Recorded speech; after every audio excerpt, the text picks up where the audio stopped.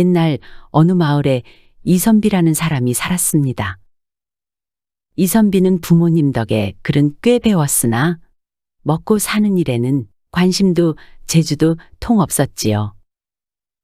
그는 매일 책만 보며 살았기에 세상 물정은 잘 모르는 사람이었습니다. 그런 이선비가 어느 날 장가를 들었는데 새로 시집 온 신부를 보고는 마을 사람들이 수군거리기 시작했습니다. 대체 왜일까요? 사실은 이랬습니다. 그 신부의 외모가 그리 평범하지 않았기 때문이었지요. 어렸을 때 마마에 걸렸다 겨우 살아났었다고 하는데 그래서인지 얼굴에는 오목한 자국들이 가득했고 다리 한쪽은 절고 또 팔 한쪽은 굳어 자유롭게 움직이지 못했던 것이었습니다. 아이고, 저런 여자를 어디서 데려온 거요? 글만 읽더니 눈이 어두워졌나? 그러게 말이에요. 선비님 여자 보는 눈이 어찌된 것이 나보다 한참 아래에 있구만요. 하지만 이 여인이 입을 열면 달랐습니다. 그 말솜씨가 청산유수와 같았으니 듣는 이의 마음을 사로잡을 만큼의 지혜가 가득했지요. 그리고 남편이 아무 일도 할 줄 모르고 부인 자신도 몸이 성하지 않으니 품팔이로 일을 구할 수는 없는 노릇이고 하여 직접 동량을 다니며 얻은 것으로 살림을 꾸려갔습니다. 말은 동량이지만 여인이 타고난 입담 덕에 두루두루 사람들과 친분이 생겼고 그렇게 사람들에게 말상대가 되어주고 먹을 것을 얻어오는 일이 잦아졌지요. 여인은 집안의 호구지책을 책임지고 심지어 제사 때가 되면 동량에 온 음식으로 제사상도 정성껏 차려놓곤 했습니다. 시간이 지날수록 마을에서 이선비 부인의 평판은 완전히 바뀌어 갔습니다. 아니, 저 집 부인은 솔직히 얼굴은 못났어도 살림도 잘하고 말솜씨가 어찌 그리 좋을꼬? 그러게 말이에요.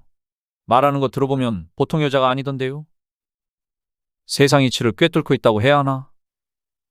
마을 사람들이 이렇게 저렇게 수군거려도 여인은 아랑곳하지 않고 묵묵히 살림을 꾸려갔습니다. 그런 세월이 얼마나 흘렀을까요? 어느 날 문득 이선비는 자신의 무능함을 깨달았습니다. 몸도 성치 않은 사람을 고생만 시키는구만. 내가 어서관직에 올라 밥벌이라도 해야 할 터인데. 글만 읽고 아무 쓸모없는 자신의 모습이 부끄러워진 것입니다. 이선비는 마침내 결심한 바가 있어 부인에게 말했습니다. 부인, 내가 집을 떠나 10년간 공부를 하고 올 참이요. 그동안 혼자 잘 살아갈 수 있겠소? 말은 부인을 걱정해 주는 듯 했지만 평소에도 이선비는 아무 도움 안 되는 남편이었지요. 부인은 쓴웃음을 지으며 대답했습니다. 당신이 언제는 뭐 벌어온 적 있어? 내 걱정일랑 하지 말고 가서 공부나 잘하고 오시오. 부인의 말은 냉정했으나 그 속에는 진심 어린 응원도 담겨 있었습니다. 며칠 후 이선비는 보찜을 챙겨 먼 길을 떠났지요. 이선비는 어느 먼 산속 절로 찾아가 운 좋게 그곳에서 자리 잡고 정말 열심히 공부했습니다. 책을 읽고 또 읽고 밤새워 글을 쓰고 구할 수 있는 책은 모두 구해 외웠지요. 생활에 필요한 돈은 부인이 어찌어찌 만들어 인편을 통해 조금이라도 보내주었습니다. 부인은 조그맣고 초라한 오두막집에 홀로 남아 원망 한마디 없이 동량을 다니며 살림을 꾸려갔지요. 마을 이웃들은 모두 혀를 찼습니다. 저 집 선비님은 어디 갔대요? 한참 전부터 안 보이던디. 글 공부한다고 10년간 나가 있겠다 했다는데 돌아올지 어쩔지 모르지 뭐. 사람들의 그런 얘기들을 들으면서 혼자 살아가는 이선비 부인의 마음은 불안하고 또 심란했습니다. 세월이 흘러 10년이라는 시간이 지났습니다.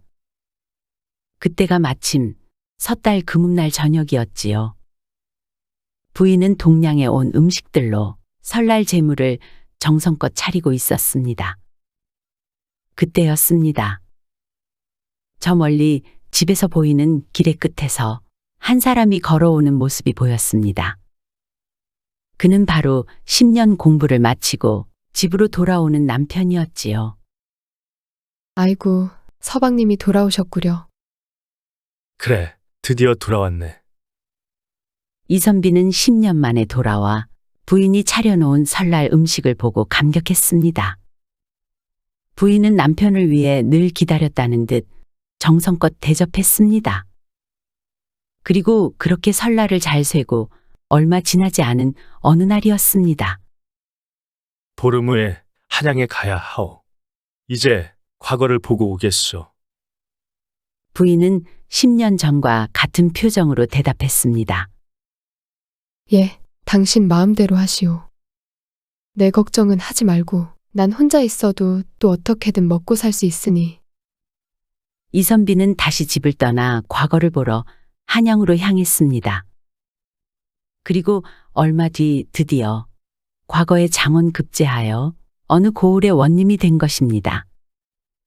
10년 공부가 헛되지 않았던 것이었지요.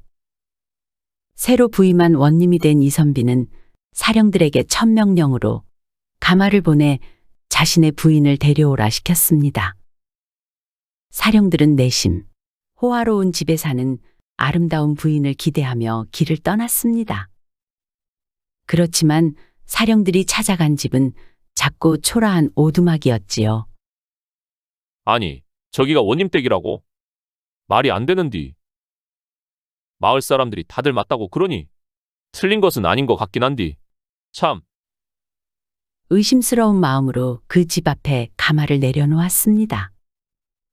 부인을 부르고 나오길 기다리는데 한참이 지나도 집안에서는 아무도 나오지 않았지요. 그런데 그때였습니다. 저 앞에 한 여인이 걸어오는 모습이 보였습니다. 동량을 해서 곡식별로 여러 자루에 담아 몸에 주렁주렁 매달고 있었지요. 더구나 치마 끝이 다 떨어졌는데 그걸로도 곡식을 싸매고 있었습니다. 다리 한쪽은 절고 팔 한쪽은 불편하고 얼굴에는 오목한 자국들이 가득했지요. 사령들은 상상이나 했을까요? 이 초라한 모습의 여인이 바로 원님의 부인이었던 것을 말이지요. 여인은 집으로 들어가려다 낯선 사령들과 가마를 이상하게 여겨 물었습니다. 댁들은 뉘시오? 저희는 사또의 명으로 부인을 모시러 온 사령들이긴 한디요. 아, 그렇소? 먼 길 오셨을 텐데 식사는 하셨소?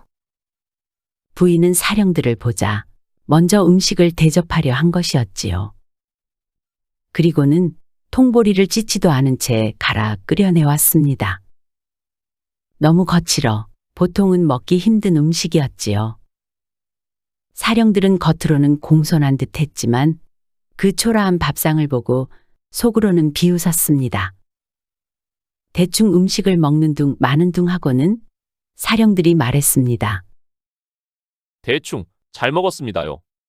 그럼 이제 출발하시죠. 부인은 초라한 옷차림 그대로 가마에 올랐습니다. 사령들은 계속 비웃었고 이내 가마를 메고 출발했지요. 그런데 그들은 가다가 에헤이요, 에헤이요 하고 상여 소리를 내며 키득거렸습니다. 그러자 부인이 물었습니다. 이보시오. 왜 그런 소리를 내는 것이요? 사령들은 아무렇게나 대답했습니다. 이건 그냥 가마 떠매고 가면서 하는 소린디요. 부인은 쓴웃음을 지었습니다. 그렇소? 원래 그 소리는 초상을 치를 때 상여 떠매고 가면서 하는 소리니 이제 그만들 하시오. 사령들은 당황했습니다. 부인을 얕잡아 보고 장난을 친 건데 사리가 분명한 사람이었던 것이지요. 이러한 원님의 부인에게 무례를 범하다니 자칫 큰일이 날 수도 있는 것이었습니다. 사령들은 그 뒤로는 아무 말 없이 고개를 숙이고 가마를 메고 갔지요. 마침내 가마는 원님이 있는 관아에 도착했습니다. 가마를 내려놓자 모두가 지켜보는 가운데 원님 부인이 가마에서 나왔습니다. 부인의 모습을 본 관아에 있던 모든 사람들이 놀랐습니다. 저렇게 초라한 행색의 여인이 원님 부인이라니요. 부인을 본 한 사령이 말했습니다. 저게 대체 누구야? 거지보다도 더 초라하시구만.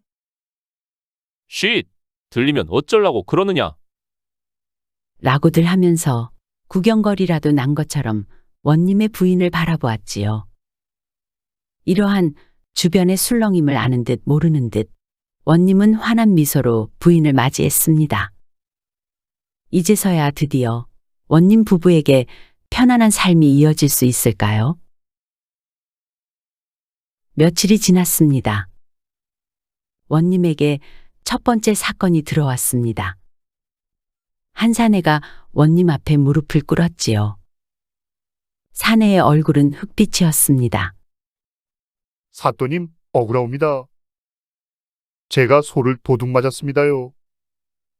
원님이 그 사연을 물었습니다. 어찌 된 일인가? 자세히 말해 보아라. 소임자가 울먹이며 말했습니다. 사또나리, 저는 소장사로 먼 길을 다니고 있었사옵니다.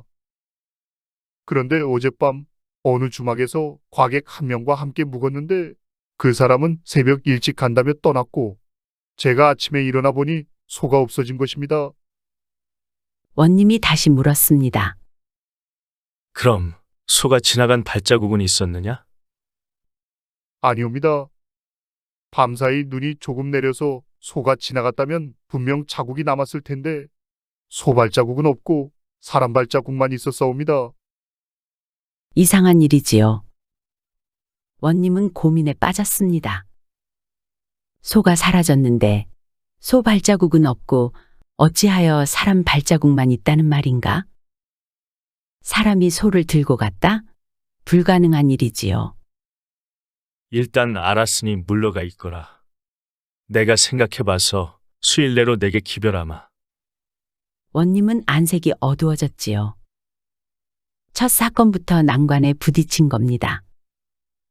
원님은 늦은 저녁 부인에게 그 고민을 털어놓았습니다. 여보, 큰일 났어. 첫 사건인데 해결할 수가 없어. 무슨 일인지 말해보십시오. 원님은 재판 내용을 상세히 설명해 주었습니다. 주막에서 어느 과객과 소장사 이렇게 둘이 잤는데 과객은 새벽에 일찍 떠났고 소장사가 자고서 일어나 보니 소가 없는데 소가 움직인 발자국은 없고 사람 발자국만 있으니 그 소를 찾아달라 소임자가 찾아온 것이오. 부인은 크게 한숨을 쉬고는 남편을 꾸짖기 시작했습니다. 이보시오. 당신 원님 꼭 해야겠소? 그냥 다 때려치우고 고향으로 갑시다. 내가 당신 먹여 살릴 테니 말이오. 뭐 하러 남의 고을에 와서 어울리지도 않는 일을 한다고 그리 골머리를 썩고 있소. 원님은 고개를 숙였고 부인은 이어서 말했지요.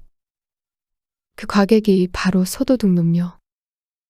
과객이면 여분의 신발을 가지고 다닐 것이 아니오? 자기 신발을 소에게 신기고 자기는 소를 타고 간 것이오. 원님이 부인의 말을 듣고 나니 눈이 번쩍 뜨였습니다. 아, 그럴 수 있겠구나. 소 도둑이 자기 신발을 소의 앞발, 뒷발에 묶어 신기고 자신은 소를 타고 갔다면 그러면 소 발자국은 보이지 않고 사람 발자국만 남겠구만. 여보, 당신 정말 대단하오. 사람 살아가는 지혜는 글 공부만 한다고 얻어지는 게 아니지요. 세상을 보는 눈이 있어야 하는 법이오. 원님은 즉시 소임자를 불러들이고 말했습니다. 너와 함께 주막에서 머물었던 과객의 모습을 자세히 말해 보거라. 소임자는 기억을 더듬어 원님에게 고했고 소임자가 말한 사람을 찾아 사령들이 수색을 시작했습니다. 그리고 얼마 지나지 않아 그 과객을 붙잡아 왔지요. 원님이 그 과객에게 이런저런 것들을 추궁하니 정말 원님 부인의 추측이 사실이었던 것입니다. 네 죄를 인정하느냐? 잘못했습니다요. 그런데 그것을 어찌 하셨습니까? 네가 아무리 머리를 써도 속일 수 없는 사람이 있느니라. 이렇게 해서 다행히 첫 번째 사건은 성공적으로 해결되었습니다. 시간이 흐를수록 원님의 명성이 퍼지기 시작했습니다. 영특한 판결이라며 소문이 자자했지요. 하지만 실제로는 부인의 지혜였다는 것을 아는 사람은 없었습니다. 얼마 지나지 않아 또다시 어려운 사건이 들어왔습니다. 이번에는 한 여인이 눈물을 흘리며 원님 앞에 무릎을 꿇었지요. 원님, 저는 억울하옵니다. 제 남편은 시아버지 상을 당해 심여살이를 하고 있습니다. 그런데 석 달 전 금음날 밤 남편이 와서 동침을 하였고 그로 인해 제가 임신을 하게 되었는데 이제 와서 남편은 그런 일이 없었다고 하면서 부인하고 있습니다. 이를 어찌하면 좋겠습니까? 원님은 그 여인의 남편을 불러들였습니다. 네 처의 말이 사실이냐? 남편은 단호하게 고개를 저었습니다. 아니옵니다. 저는 심여살이를 하느라 3년 동안 집에 발걸음도 하지 않았습니다. 그러니 어찌 그런 일이 있겠습니까? 원님은 고민에 빠졌습니다. 어느 쪽 말이 진실인지 알 수가 없었으니까요. 원님은 이 사건을 해결하지 못해 몇 날 며칠 잠을 이루지 못했습니다. 그러던 어느 날 밤 원님은 꿈을 꾸었지요. 누런 강아지 3마리가 관가의 앞마당에서 서로 물고 싸우는 꿈을 말입니다. 왠지 꿈이 심상치 않다 생각한 원님은 고심 끝에 결국 또다시 부인을 찾았습니다. 여보, 이번에도 나 좀 도와주시오. 아니, 이번엔 무슨 일이요? 이번에도 원님은 재판 내용과 함께 자신이 꾼 이상한 꿈까지 모두 털어놓았지요. 그러자 부인은 또다시 남편을 꾸짖었습니다. 이보시오. 그런 판결도 못하면서 왜 남의 고을 와서 원님이란 소리 듣고 있는 거요? 내가 하자는 대로 하면 뱃속 편할 거 아니오. 내일이라도 이거 다 걷어던지고 갑시다. 원님은 고개를 숙였습니다. 부인의 말은 단순히 고향으로 돌아가자는 말뿐만은 아니었지요. 부인은 이어서 말했습니다. 원님이 되면 말이오. 그저 자리만 차지하고 있는 게 아니라 백성들의 억울함을 풀어주고 고을을 바르게 다스려야 하는 법이오. 능력도 없는 사람이 그저 자리만 차지하면 백성들만 고생한단 말이오. 아무리 봐도 원님은 당신에게 어울리는 자리가 아니오. 자기 능력에 맞는 일을 해야지요. 부인의 폭풍 잔소리에도 원님은 그 말을 깊이 새겼습니다. 그저 자신의 체면만 생각하는 것이 아니라 자신이 다스리는 백성들의 안위를 생각해야 한다는 깊은 뜻이 담긴 말이었지요. 그리고 부인은 이어 말했습니다. 그 여인의 남편이 상복을 입고서 심여 사는 처지에 부인 방에 들어올 리 만무합니다. 심여를 산다면 3년을 두고 빨래도 안 해 입고 세수도 안 하고 머리도 안 빗고 심여막에서 3년을 그냥 있는 거 아니오. 집에 다니고 먹을 것 가져다 먹는 것은 심여 사는 법이 아니지요. 제사 때나 돼야 제사 지내러 오는 거지. 상복 입고 심여 사는 사람이 자기 부인한테 오겠어요? 원님은 고개를 끄덕였습니다. 부인의 말이 일리가 있었지요. 그렇다면 누가 그 여인의 방에 들어갔단 말인가? 당신이 꾸었다는 꿈이 심상치 않습니다. 혹시 모르니 아전들에게 고을에 황구삼이라는 사람이 있는지 물어보십시오. 만약 있다고 하면 그 사람과 친분을 쌓으신 뒤 다시 저에게 말해주시면 그때 다음 방도를 알려드리겠습니다. 황구삼. 황새개 3마리. 원님은 다음 날 즉시 아전들을 불렀지요. 혹여 이 고을에 황구삼이라는 사람이 있다면 그 사람을 내게 데려오거라. 사령들은 황구삼을 찾아 즉각 관하로 데려왔습니다. 황구삼이라는 사람은 그 마을에서 크게 장사를 하는 사람이었습니다. 그가 관아에 도착하자 원님이 친절하게 맞이했지요.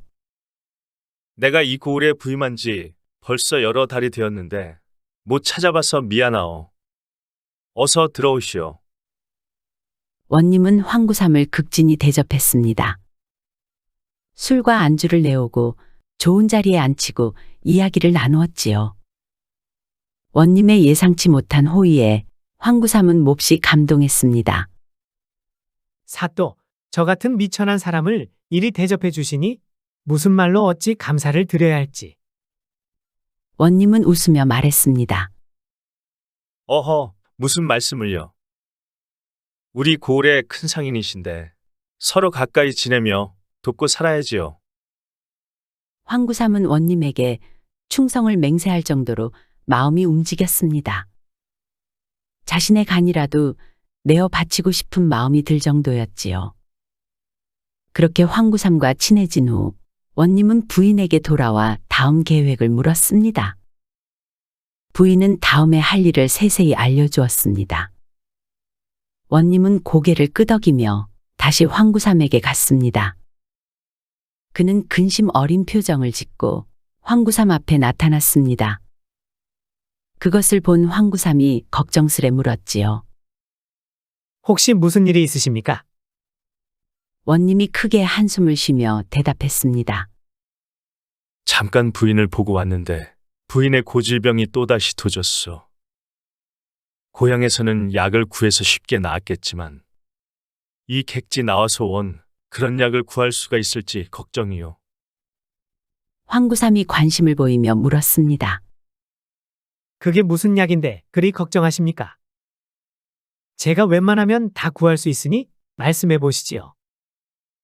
그러자 원님이 가까이 다가와 목소리를 낮추어 말했습니다. 곡성소리 안 들은 상복을 구해서 그걸 삶아 먹으면 그 병이 바로 낫는데 당장 그걸 어딜 가서 구한단 말이요. 황구삼은 잠시 생각에 잠겼습니다. 그러다 갑자기 눈을 빛내며 말했지요. 구할 수 있을 것 같습니다. 원님은 놀란 척하며 물었습니다. 아니, 그게 정말이요? 그걸 구해만 준다면 내가 이 은혜는 잊지 않겠소. 황구삼은 자신만만하게 대답했습니다. 예, 곧 구해다 드리겠습니다. 아니 급하신 듯 하니 지금 당장 구해드리지요. 사실 황구삼이 바로 그 여인의 방에 들어간 사람이었던 것입니다. 그는 상복을 입고 쉬며 사는 남편을 가장해 여인을 속였던 것이었지요.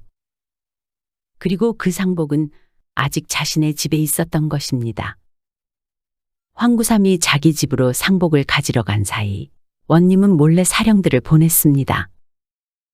가서 그자가 상복을 가지고 나오거든 그 자리에서 바로 붙잡아 오너라. 사령들은 황구삼의 집 주변에 숨어 있다가 그가 상복을 들고 나오는 순간 덮쳐 잡았습니다. 황구삼은 크게 당황했지요. 황구삼은 꽁꽁 묶여 관아로 끌려왔습니다. 원님은 엄숙한 표정으로 물었습니다. 황구삼, 너는 그 곡성소리 안 들은 상복이 어디서 났느냐? 황구삼은 말문이 막혔습니다. 어서 바른 대로 말하거라. 내 놈이 석 달 전에 그 상복을 입고 남편이 심여살이 하는 부인의 방에 들어가 버린 일을 이미 모두 알고 있다. 원님이 이렇게 구체적으로 죄를 추궁하니 황구삼은 다 포기한 듯 고개를 떨궜습니다. 사또, 제발 살려주십시오. 제가 제정신이 아니었습니다. 원님은 분노에 찬 목소리로 외쳤습니다. 네 놈이 그런 일을 벌이고도 살기를 바라느냐? 여봐라, 그 부인을 불러오거라. 심여살이 남편의 부인은 불안한 표정으로 관하로 왔습니다. 원님이 상황을 설명했습니다. 사건의 정황이 모두 밝혀졌다. 이 황구삼이란 자가 상복을 지어 입고 온 남편인 척하며 너의 방에 들어간 것이다. 부인은 그 자리에 풀썩 엎어져 대성통곡을 했습니다. 원님은 황구삼에게 중죄를 내렸고 억울한 누명을 썼던 여인의 결백이 밝혀졌습니다. 그러나 여인은 집으로 돌아가 스스로 목숨을 끊었다고 합니다. 안타깝게도 그녀가 남긴 유서의 내용은 이러했습니다. 진실이 밝혀져 다행이나 이미 더럽혀진 이름으로는 살 수 없을 것 같습니다. 여인의 남편은 아내의 결백과 부고를 뒤늦게 알고 넋을 놓고 슬퍼했습니다. 이렇게 진실은 밝혀졌지만 그 대가는 너무나도 컸고 슬픈 결말을 만들고 말았습니다. 그럼에도 불구하고 이 사건 이후 원님은 명판관이라는 명성을 얻게 되었습니다. 어려운 사건들을 영민하게 해결한다는 소문이 퍼졌지요. 하지만 실제로는 모두 그의 부인의 지혜였다는 사실을 아는 이는 아무도 없었습니다. 여보, 당신 덕분에 내가 명판관이 되었어. 참으로 고맙소. 부인은 겸손하게 웃었습니다. 원님은 가만히 부인의 손을 잡았습니다. 그렇게 몇 해가 지났습니다. 원님의 부인은 그동안 꾸준히 원님에게 고향으로 돌아갈 것을 권했습니다. 여보, 이제 당신은 충분히 명성을 얻지 않았소. 이 자리에 더 연연하지 마시고 우리 고향으로 돌아갑시다. 거기서 당신 재주를 살려서 아이들을 가르치면 어때요? 그게 당신과 더 맞지 않겠소? 원님도 그동안 부인의 말을 허투루 듣지는 않았기에 이제는 그녀의 뜻에 따라 고향으로 돌아가기로 했습니다. 그리고 고향에 돌아온 원님 부부는 작은 서당을 열었습니다.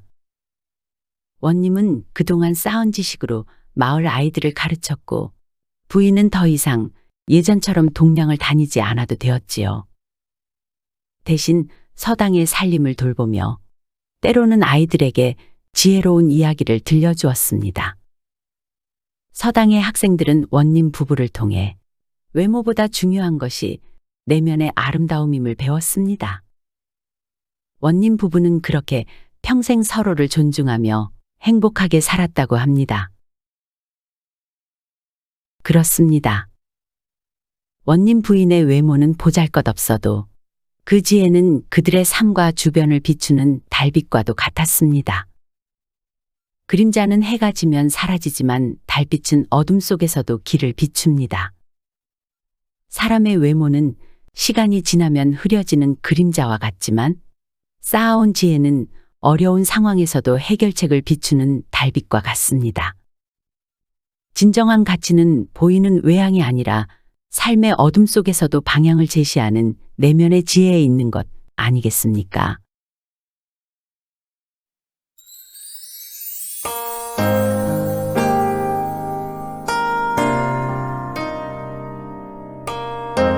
시청해주셔서 감사드립니다. 지금까지 사랑방 이야기였습니다. 항상 건강하시고 행복하시고 만사형통하시고 평안하시고 꽃길만 걸으시고 좋은 일들만 가득하시기 바랍니다. 마지막으로 구독, 좋아요도 눌러주세요. 더 재미있는 이야기로 찾아뵙겠습니다.